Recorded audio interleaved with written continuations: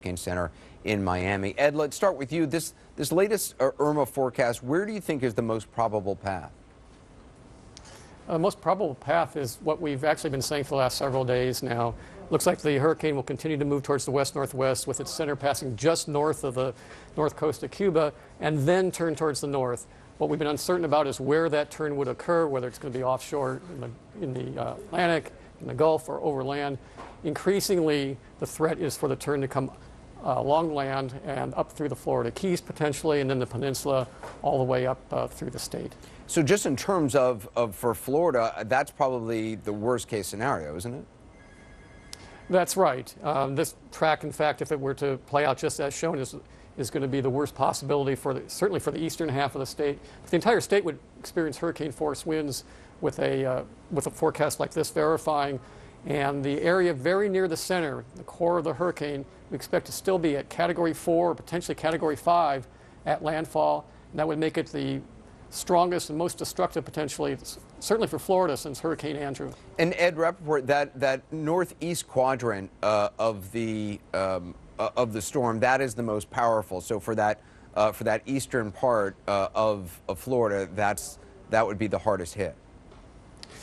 That's right, and in fact, that's where the storm surge will be the highest. The winds will be coming onshore there, and that's what's going to blow the water onto the land. And the inundation we're expecting could be 5 to 10 feet along the shoreline. That water will progress inland until it reaches that elevation. And in fact, we have a hurricane watch up now for the southern Florida peninsula as well as the Florida Keys. This is the first year the National Weather Service has issued a storm surge warning and a storm surge watch. This is the area of the watch where we have a risk of life-threatening storm surge within the next 48 hours. Wow. In time, it's likely we'll upgrade that to a warning, which means likelihood of that level of water. And Tom, I mean, Ed just referenced this, but I mean, the last Category 5 storm to hit Florida, Hurricane Andrew. Talk about how this compares with what we're looking at Irma. Well, first and foremost, I mean, there's many ways to compare them. The track is a major comparison. I mean, coming up from Cuba, from southern and due north direction, you're going to really have more damage across the entire Florida peninsula. If you take a look at what Andrew did 25 years ago, it came in from the west.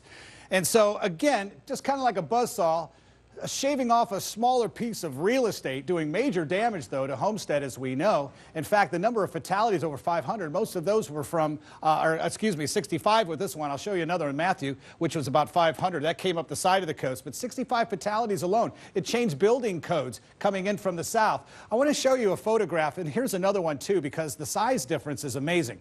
When you look at what Andrew was, much smaller, you could fit probably 2 of these inside Irma. Really, this is what we call with Andrew more of an annular hurricane. It's smaller, it's compact, it's like a little cannonball as it moves through. But with Irma, the winds are so spread outward that that's where the catastrophe comes in, because much more damage can occur, especially if it's sliding from the south to the north instead of just cutting off a smaller slice of the southern Florida in toward the Everglades. Anderson. Tom Sater, Ed Rappaport, I appreciate it. Thanks very much. We'll obviously be checking in with you a lot in the future. One island nation that has been through so much over the years is about to face more. We're talking about Haiti. CNN's Paul Newton is there for us tonight. I believe you're in Cap Haitien. Correct me if I'm wrong. What are the conditions there like now?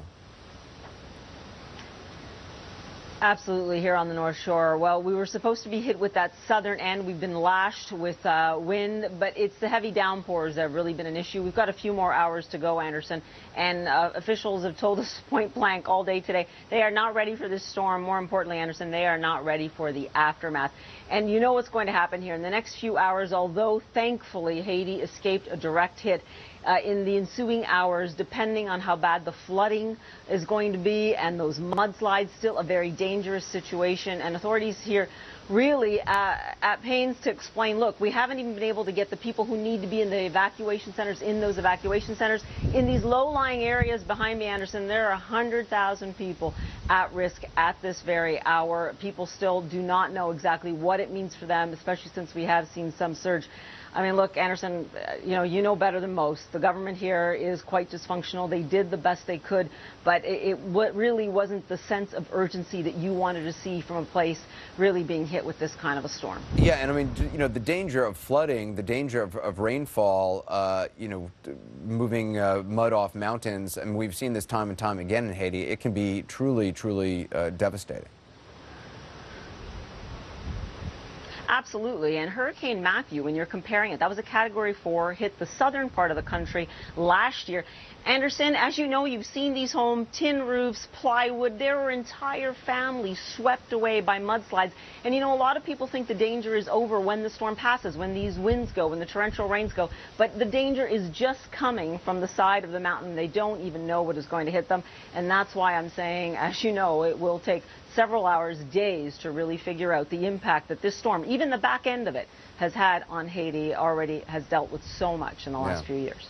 Paul Newton, be careful. We're thinking about everybody on the island of Haiti tonight, and Dominican Republic as well. Take a look at this. The Dot is a plane, a commercial airliner flying through bands of Hurricane Irma, flying through an outer band. It got out of Puerto Rico the last minute, to say the least. It was the last flight out of Puerto Rico. The flight was harrowing, as you might imagine. We're going to talk to one of the passengers coming up. We'll also get an update from Barbuda, where last night the Prime Minister told us homes and buildings on the island are just flattened. The island is decimated. We're going to hear again from the pilot who flew the Prime Minister on that trip. He's now ferrying supplies in. We'll find out the latest from there.